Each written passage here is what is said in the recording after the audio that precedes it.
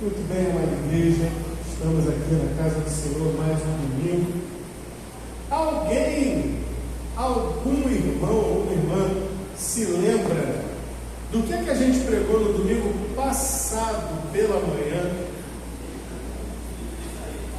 Livro de Isaías, já saiu uma pista aqui. O jejum que agrada ou que não agrada a Deus.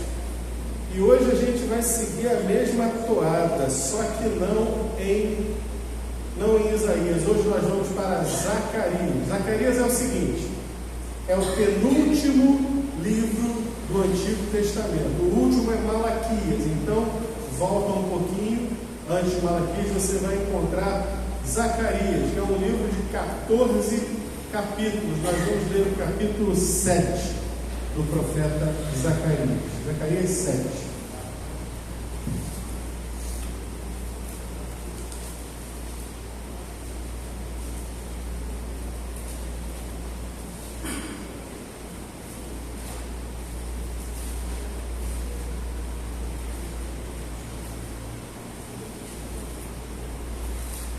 Zacarias, capítulo 7. Embora eles estejam próximos na Bíblia, eles não estão tão próximos assim na história. Zacarias já é um profeta pós-exílio.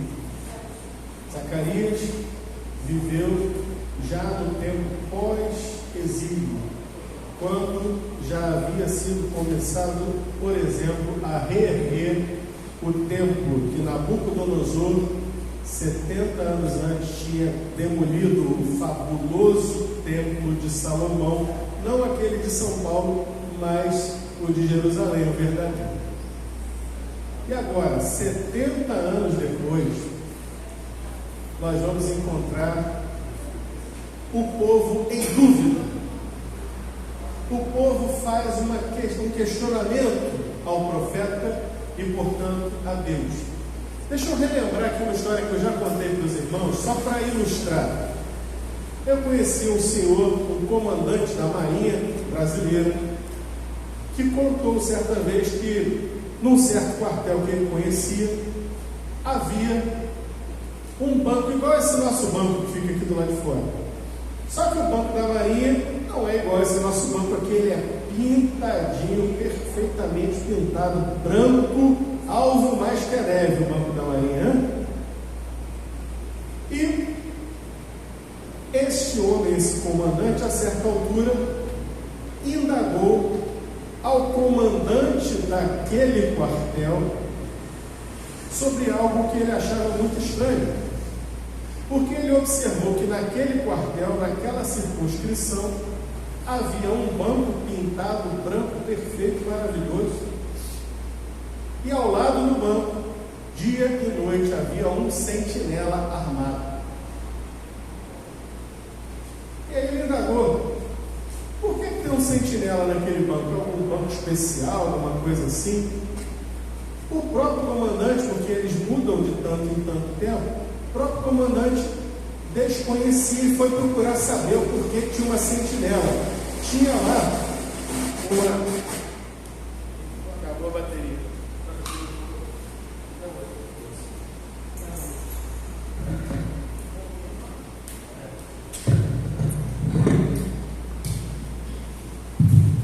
E aí ele indaga, foi procurar saber também por que aquele banco tinha que ter um guarda armado ali tomando conta dele. E aí tinha lá um praça que já estava há bastante tempo naquele quartel, e ele sabia por quê. Porque há alguns anos atrás aquele banco foi pintado, e tendo sido pintado, o oficial de dia mandou: olha, vamos botar um sentinela ao lado do banco para ninguém sentar no banco e sujar a roupa. Era coisa para ter feito por um dia, talvez por 2 dias, mas entrou na rotina do quartel. Anos e anos a fio, sentinelas ali pegando sol, chuva, frio, calor, para guardar um banco que não tinha a menor necessidade. de ser guardado. Mas parece que o povo de Israel era mais inteligente que isso, porque eles sabiam que existia um templo em Jerusalém, e aquele templo foi demolido por Nabucodonosor, quando Babilônia toma o reino do sul. E aí, a partir dali, todo ano, na época, no mês certo, o mês de Quisleu, todo ano, na época em que o templo havia sido demolido, o povo de Israel chorava, se lamentava e fazia jejum por aquilo que havia sido perdido, porque o templo do Senhor havia sido derrubado. Só que a realidade aqui, ao contrário, desse meu amigo da Marinha, alguém parou e pensou. Olha, o templo foi demolido há 70 anos, e todo ano, por 70 anos, nós temos chorado, jejuado, clamado a Deus. Mas agora o templo está sendo reconstruído. Profeta, é preciso continuar com essa sentinela do lado do banco? Devo continuar fazendo isso? Preciso continuar chorando? Preciso continuar me lamentando por algo que agora está sendo reconstruído? Jejuando? O que eu faço com isso? Esse é o fundo do que a gente está conversando hoje.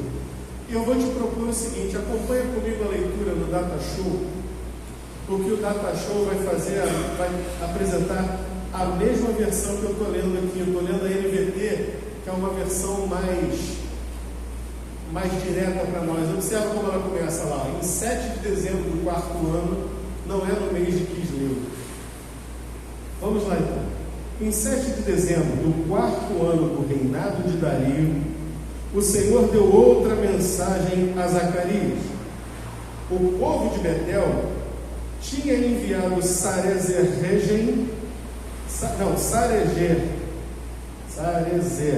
Regem-Meleque e seus homens para buscar o favor do Senhor e para perguntar aos profetas e aos sacerdotes do templo do Senhor dos Exércitos: devemos continuar a lamentar e jejuar no 5º mês, como temos feito por tantos anos? Em resposta, o Senhor dos Exércitos me deu esta mensagem: diga a todo o seu povo e a seus sacerdotes: durante esses 70 anos de exílio, vocês jejuaram e lamentaram no 5º e no 7º mês. Mas foi de fato para mim que jejuaram? E mesmo agora não comem e bebem apenas para agradar a si mesmos? Não é esta a mesma mensagem que o Senhor proclamou por meio dos profetas no passado, quando Jerusalém e as cidades de Judá estavam cheias de gente? Ele está falando de Isaías 58. E quando havia muitos habitantes no Negueb e nas colinas de Judá, então Zacarias recebeu esta mensagem do Senhor: assim diz o Senhor dos Exércitos. E ele repete, que já lemos em Isaías 58 na semana passada: julguem com justiça e mostrem compaixão e bondade uns pelos outros. Não oprimam as viúvas, nem os órfãos, nem os estrangeiros, nem os pobres, e não tramem o mal uns contra os outros. Seus antepassados, lá 70 anos atrás, não quiseram ouvir essa mensagem. Em rebeldia deram-me as costas e taparam os ouvidos para não escutar. Tornaram o coração duro como pedra, para não ouvir as instruções nem as mensagens que o Senhor dos Exércitos lhes enviou por seu Espírito por meio dos antigos profetas. Por isso o Senhor dos Exércitos ficou tão irado com eles, porque não quiseram ouvir quando eu os chamei, não os ouvi quando eles me chamaram, diz o Senhor dos Exércitos. Como um vendaval eu os espalhei entre as nações distantes que eles não conheciam. Sua terra ficou tão desolada que ninguém sequer passava por ela. Transformaram a sua terra agradável no deserto. Vamos orar? Senhor, que o Senhor fale nessa manhã. É tudo que nós pedimos em nome do Senhor Jesus. Amém. Causas e consequências na vida do povo de Deus. O povo de Deus foi um povo escolhido. Que bom que o Elton deu a aula hoje de manhã falando sobre santidade. Foi escolhido para ser um povo santo, separado, diferente, para o seu Deus, para louvor da glória do nosso Deus. E, no entanto, vez após vez, esse povo caiu em pecados terríveis. Vez após vez, esse povo caiu na desobediência. E vez após vez, esse povo cai na rebeldia e ainda por cima se enganando, achando que estava agradando a Deus. Poxa, eu agrado a Deus, eu vou à igreja todo domingo, eu dou o dízimo, eu oferto, eu vou em qualquer almoço que tiver na igreja, eu fui no passeio do 7 de setembro, passeio da família, eu estou sempre na igreja, eu vou até no culto de oração, eu agrado a Deus. Eu não estou dizendo que quem agrada a Deus, quem não faz essas coisas necessariamente desagrada a Deus. Mas eu quero dizer que a diferença entre a adoração e o simples cumprimento de tarefas, a diferença entre a adoração e a simples repetição de vir à igreja, de estar no culto de oração, há uma diferença. Uma coisa parece muito bom você vir à igreja todo domingo, parece muito bom você assistir mensagens de pastores na internet, parece muito bom você ler a Bíblia. Pastor, peraí, mas nem isso. Depende. A resposta é um grande depende. Porque você ler a Bíblia todo dia pode ser um hábito, pode ser um costume. Vir à igreja para você pode ser um hábito, pode ser um costume, como a sentinela do lado do banco. A questão não é o costume. A questão não é aquilo que fazemos por estarmos acostumados, mas a questão é: o teu coração está ardendo. Lembrando aqui o que aconteceu, o que lemos semana passada, em Isaías capítulo 58, Deus falando: olha, vocês vão nas festas, vocês fazem os jejuns, vocês frequentam o templo, parece que vocês realmente procuram a mim, diz o Senhor. Parece que vocês são um povo que busca saber a vontade de Deus e viver a vontade de Deus. Mas ele aponta que a grande questão ali não está no que eles fazem externamente, está no coração oco, o coração vazio. Para citar um exemplo bobo dos nossos dias, na eleição do último dia 2, eu garanto que teve muito crente, não só daqui, como de muitas outras igrejas, que deixou de ir congregar, de prestar culto ao Senhor no culto da noite, porque quis acompanhar em tempo real a adoração. Tem muito crente por aí que vem à igreja domingo, fim da tarde, tem jogo no meu Mengão. O cara diz: não, hoje eu não vou, porque hoje é um jogo importante do Flamengo, ou do Vasco, ou do Botafogo, ou do Fluminense. Tem Copa do Mundo, então, pelo amor de Deus. Só falta dizer: não vamos abrir a igreja não, porque a Copa E quando vem, agora o Google tem um negócio do inferno, o telefone nem está aqui. O Google agora tem um negócio do inferno, que é um negócio que diz assim, ativar placar. Aí tu bota lá no Google, Flamengo, aí aparece lá o jogo ao vivo, está aparecendo e vai dando ali o placar. Aí você clica assim, ativar placar. Aí o placar fica por cima, na tela inicial do teu telefone. Aí o crente fica lá com o olho do peixe em outro lugar. O pastor está falando não sei o quê, fogos lá fora, já vai logo para o placar. 1-0. Você está ligado lá? Ou está ligado cá? Eu estou dando um exemplo light. Não estou criticando, julgando ninguém não. Mas entendam que aqui, como povo, Israel falhou miseravelmente. Em Isaías 58. E sabe o que aconteceu? Eles foram levados para fora da sua terra, foram espalhados por todos os reinos onde a Babilônia tinha terrenos, territórios. E Deus prometeu que nos ajuntaria e nos traria 70 anos depois. E Deus cumpriu? Cumpriu. Mas sabe o que aconteceu nesse meio tempo? Nesse meio tempo, o sentinela ficou do lado do banco.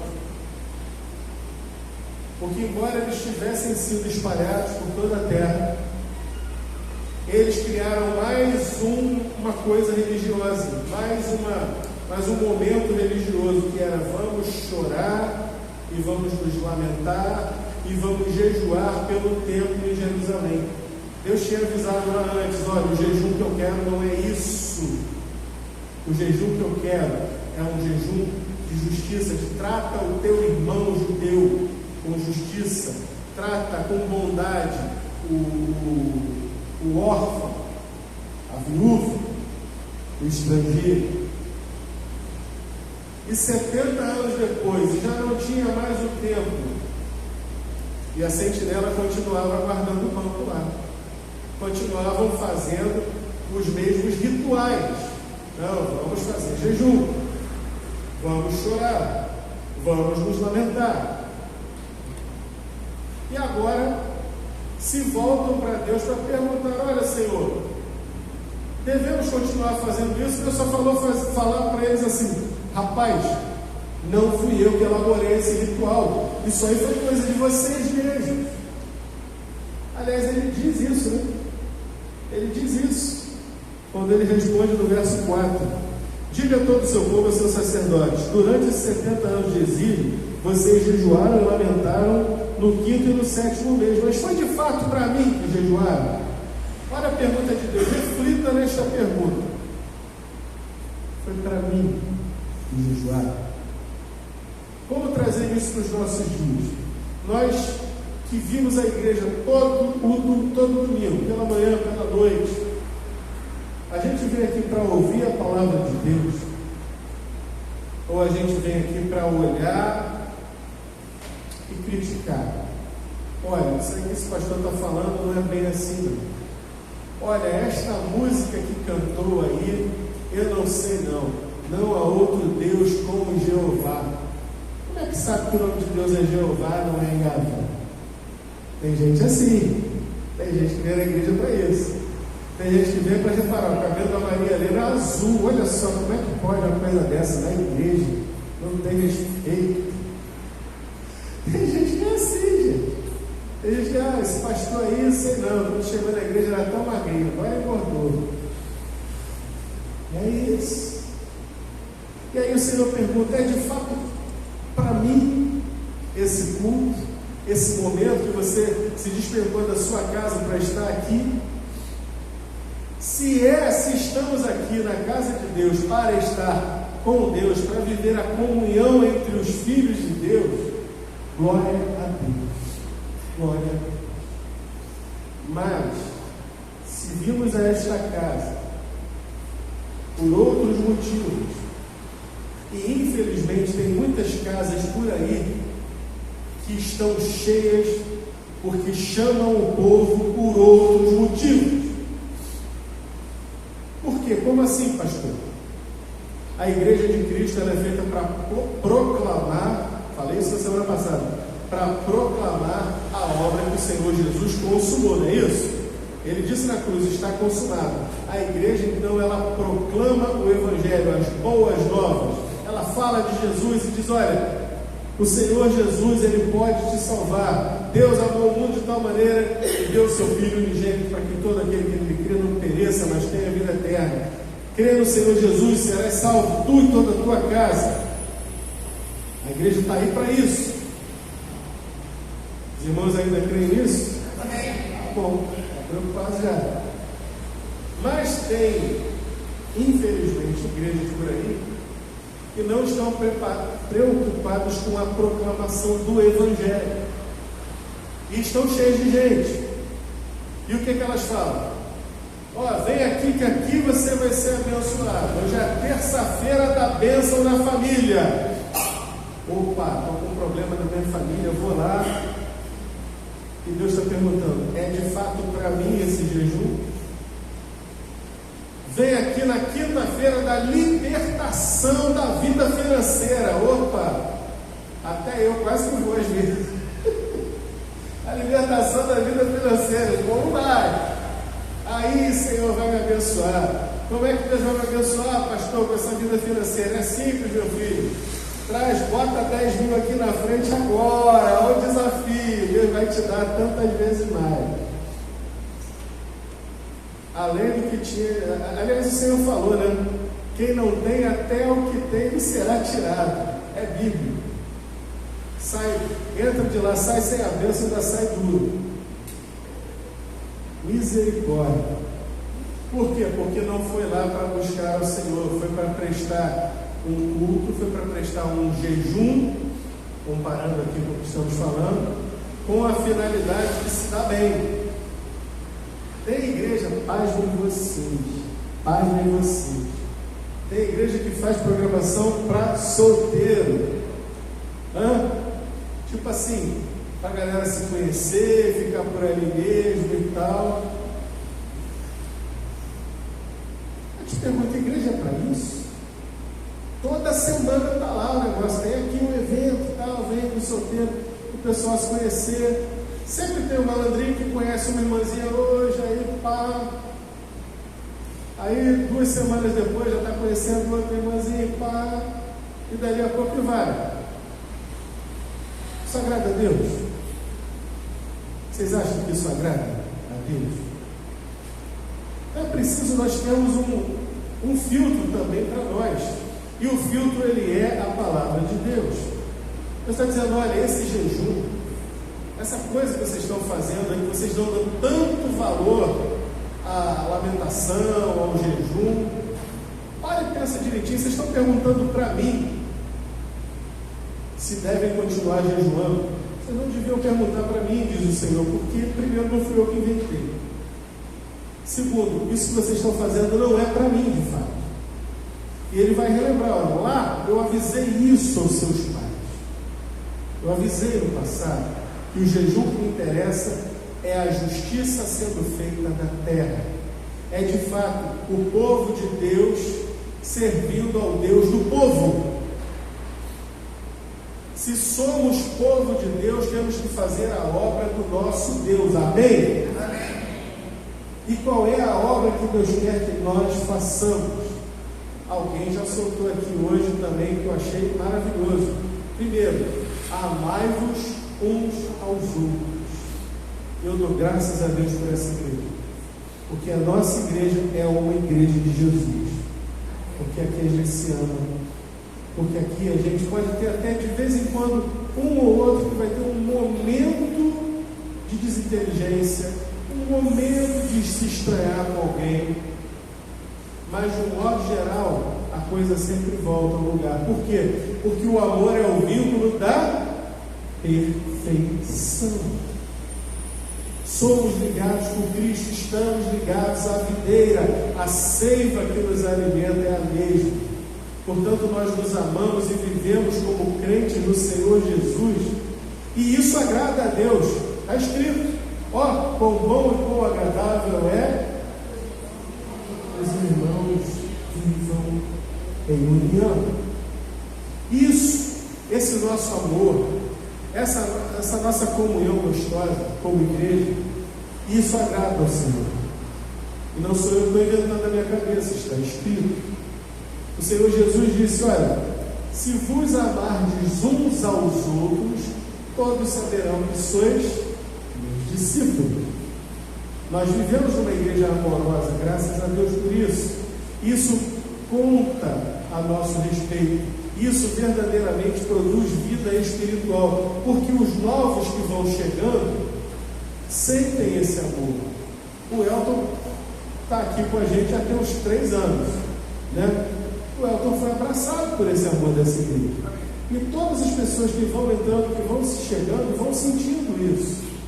Isso é muito mais agradável do que a gente de repente fazer um culto aqui, olhando para o nosso próprio umbigo, para as nossas próprias necessidades, e encher isso aqui de gente vazia. Quando chega uma pessoa vazia aqui, com uma luta na família, com um desemprego, passando por uma dificuldade econômica e financeira, precisando de um arroz, de um pão, precisando de um carinho, com o que nós vamos encher esta pessoa? Essa é a resposta. Nós vamos encher esta pessoa com arroz e feijão. Nós vamos encher essa pessoa com orações da boca para fora. Ou nós vamos encher essa pessoa com o amor de Deus que transborda de nós? O que vocês acham que agrada mais a Deus? Dar 1 quilo de arroz e feijão e dizer: valeu, vai na paz? Ou dar 1 quilo de arroz e feijão, mas antes dizer: olha, Jesus Cristo te ama. Eu quero te ajudar a conhecer esse Jesus a quem eu amo. Olha, eu quero te contar o meu testemunho. Jesus fez isso comigo, por isso que eu estou aqui. O que vale mais? Chega uma pessoa aqui precisando de uma comida e a gente dá ali espera aí que eu vou pegar. Espera aqui, hein? Tá, vou lá, pega 1 quilo de arroz e feijão. Toma, valeu? Vai na paz. Fez a obra? Fez. A pessoa chegou com fome e saiu com 1 quilo de feijão e de arroz. Mas fez a obra de Deus? Essa é a grande questão. Igreja não é banco de alimento para dar comida. Igreja é para proclamar a palavra de Deus. Então o nosso principal objetivo é chegar e dizer: olha, vem comigo. Ao invés de, espera aí que eu vou trazer para você, como a gente já viu isso acontecer muitas vezes, graças a Deus que é mudado. Agora é assim: vem cá, vamos ali comigo, vamos conversar. Como é seu nome? Se interessa? Qual é teu nome? Ah, meu nome é fulano. Qual é a tua história? Por que você está aqui? O que você está passando? O que está acontecendo? Dialoga, troca. Não dá simplesmente o arroz e o feijão. Dá você a tua história. Dá o Deus que habita em você, no teu coração. Diga: olha, eu já passei por esse momento de dificuldade na minha vida, ou já tive quem passou, não importa. Ninguém está livre de passar um dia difícil. Mas uma coisa eu posso dizer: Jesus Cristo muda a tua vida, não só a tua história que você quer que mude, não só te arruma um emprego para você conseguir se alimentar, mas Jesus Cristo te garante a vida eterna. O arroz e feijão que você vai comer hoje, daqui uma semana já não vale mais nada. Mas meu filho, o Senhor Jesus, Ele tem vida para você, e a vida que Ele oferece é eterna. Ele muda a tua circunstância a partir da tua história. Ele muda o que te cerca a partir do teu coração. Você não quer aceitar Jesus? Isso é fazer a obra de Deus. Isso é o jejum que agrada a Deus. E quem nos dá o exemplo disso? O Senhor Jesus nos dá o exemplo lá em João, se não me engano, no capítulo 2, quando ele se encontra com a mulher samaritana. Ele encontra-se com a mulher samaritana, tem todo aquele diálogo com ela, e a mulher corre e vai para a cidade, para trazer os homens daquela cidade. E os discípulos, encafifados, olhando aquilo, e aí pergunta para ele: mas tu não está com fome não? O que ele lembra? Quem lembra que ele falou? outra comida tenho para comer. O que estava alimentando não o corpo físico, mas a alma do Senhor Jesus naquele momento, era a salvação que tinha chegado no coração daquela mulher e que já estava cumprindo o que ele mesmo havia falado. O que ele falou com ela? Quem beber da água desse poço voltará a ter sede, mas quem beber da água que eu lhe der nunca mais terá sede de novo, e do seu coração fluirão rios de água viva. O Senhor Jesus viu, ele viu, e os discípulos depois viram os rios de água viva fluírem do coração daquela mulher, e toda aquela cidade foi alcançada pela mensagem do Evangelho.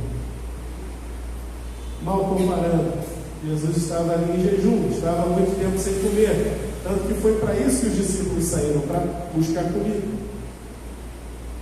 O que vocês acham que agrada mais? O jejum supostamente sacrificial, mas que na verdade é uma coisa, só um costume, a oração forçada do Senhor abençoa a igreja, Senhor abençoa o pastor, Senhor abençoa minha mãe, meu pai, a Xuxa, a Chacha. Não. Deus olha o coração. Deus está disposto a ter um relacionamento conosco. Nós temos de estar dispostos a ter um relacionamento com Deus, um relacionamento desta forma. Porque assim como disse o Senhor Jesus para aquela mulher samaritana, ele disse para ela o seguinte: onde é que vai ser adorado a Deus? Nem aqui, nem nesse monte, nem lá. Mas Deus procura, é chegada a hora, em que Deus procura o quê? Verdadeiros adoradores, que adorarão em espírito e em verdade. Isso aqui, isso foi falado em Isaías 58, e aqui em Zacarias 7 é uma só e a mesma coisa. É Deus ensinando, não quer adoração exterior, quer adoração em espírito e em verdade. E quando adoramos a Deus em espírito e em verdade, nós praticamos as obras de Deus. Nós não só falamos a palavra de Deus, mas nós vivemos e nós somos palavra de Deus para alguém.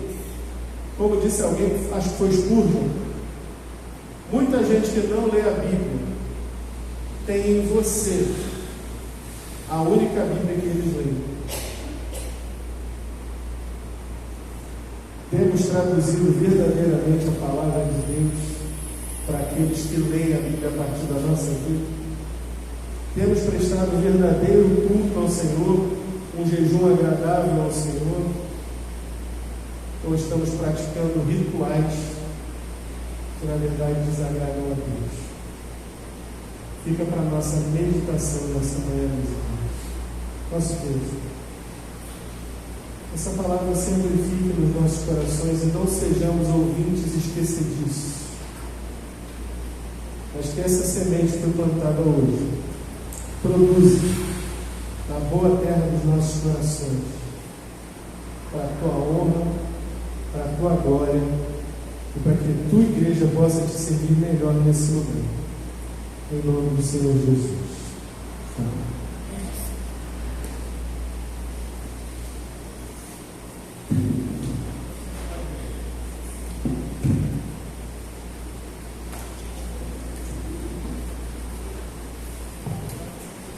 Nós vamos estar ouvindo uma canção nesse momento.